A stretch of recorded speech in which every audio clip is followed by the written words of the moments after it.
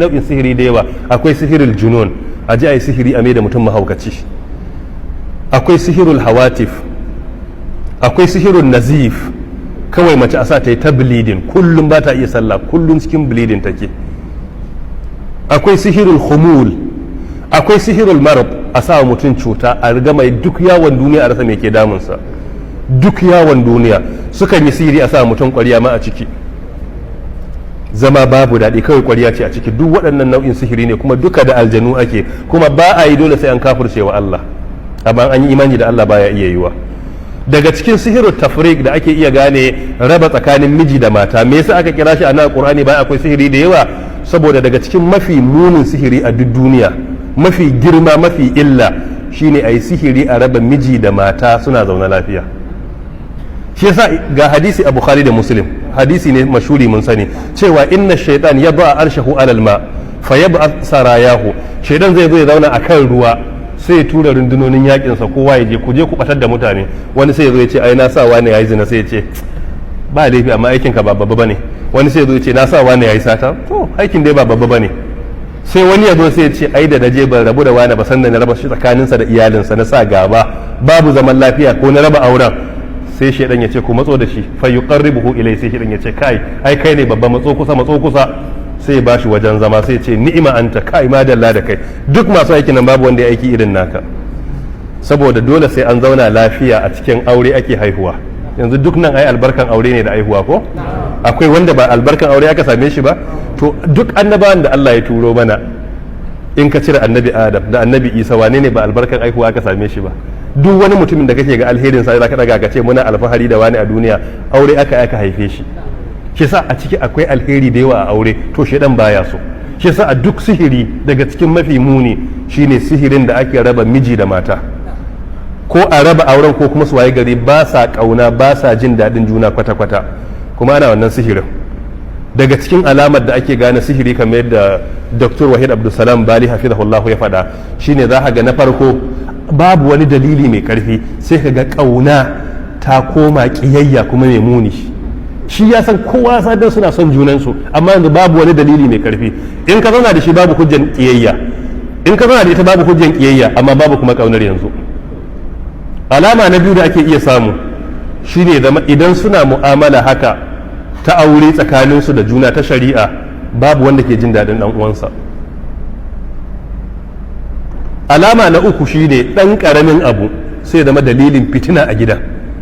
Haka kawai ya yi alwala ajiye takalmansa a bakin falo yana sallah ta taka takalmin, akan wannan aka yi ta bala'i, akan taka silifas ɗinsa. Ko kuma ta dafa masa wani ɗan abinci, ya ce ta je ta yi kunu, sai ta ɗan yi kunun shiga ya ɗan yawa a ciki. Yau wata uku ba sa magana, me saboda ai ta sa sugan da bance da saka ba cikin kunu. Shine abin da bai ta karya ba sai ya wanzar da gaba tsakani. Duk yana daga cikin alamar sihiru tafriq, raba miji da mata a aure. Na daga cikin alama idan ya fita sai ta ji gidan yana daɗi, yana dawa sai ta ji ba ta jin daɗi. Shi idan ya fita hankalinsa ya kwanta, yana dawowa gidan sai ji gidan babu daɗi. Kawai gari gidanka baya maka daɗi, yana daga cikin alamar sihirin raba aure.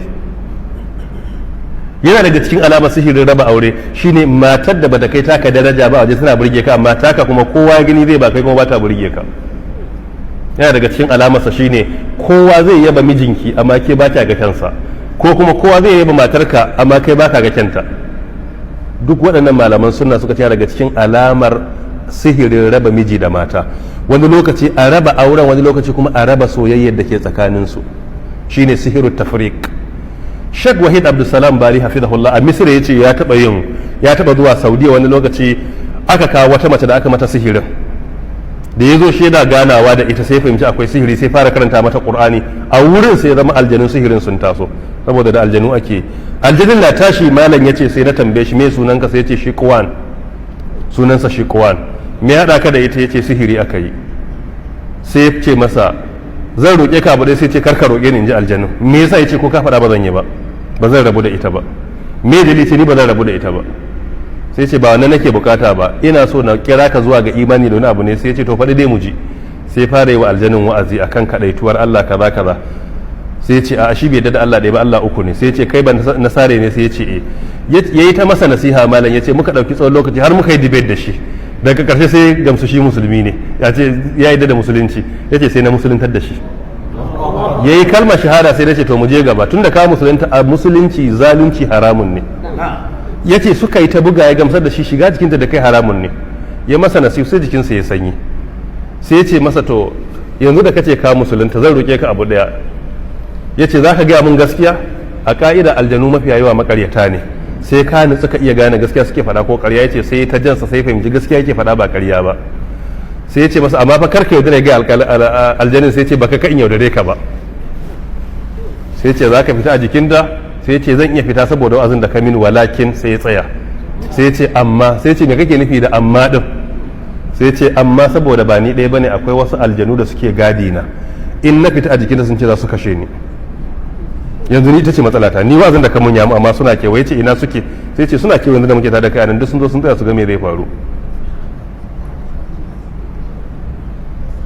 ya ce da masa nasiha sai ya ce to zan baka makamin da Allah zai kare ka da shi, ya ce haka muka zauna sannan na koya masa ayatul kursi ya iyata, na koya masa azkar qul huwa falaq ina sai ya iya, sai ya ce to zan raba ka da zaka fita jikin da insha Allah ba za su yi nasara akan ka ba, daga sun nufe ka karanta ayatul kursi, kuma sai ya ga haka aljanin da ya fita a jikin ta ya koma gefe, da suka nufe sai ya ce ayatul kursi sai suka watse sai su gagara cutar da shi, sai ya ce masa haka ne sun gagara nasara a kaina, sai ya ta masa gargadi, sai ya ce ina aka binne abin sihirin, sai ya ce ai sihirin a gidan nan aka binne a cikin gidanta, amma ba sa bari in san wurin dan kar ni ma na gaya maka, idan na gane ina aka binne shi fa aljanin sai a canja sihirin zuwa wani wuri a ɓoye shi.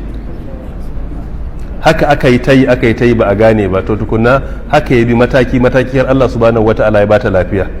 To wannan ɗabi'a ce na ana iya mace sihiri, ana iya wa namiji sihiri, ana iya a wurin aiki, ana iya yi a makaranta, ana iya yi a kasuwanci, ana iya a sana'ar hannu, a gona idan gonar ka ta fito wani yabanya mai kyau wani zai iya maka. Yadda kake damuwa matsalar ka shine gaban ka, wani kuma damuwarsa kai ka tsole masa ido. To yasa addini ya ce sihiri haramun ne, yana kaiwa ga kafirci. Wannan kawai misali ɗaya na baku. To ana yin sihiri a raba miji da mata. To shi yasa ka'ida da gaske ana iya ruqya ash-shar'iyya, a yi kokarin cire aljani a jikin mutum. Ana iya karanta lokaci ayoyin ibtalus sihir a ruwa a karanta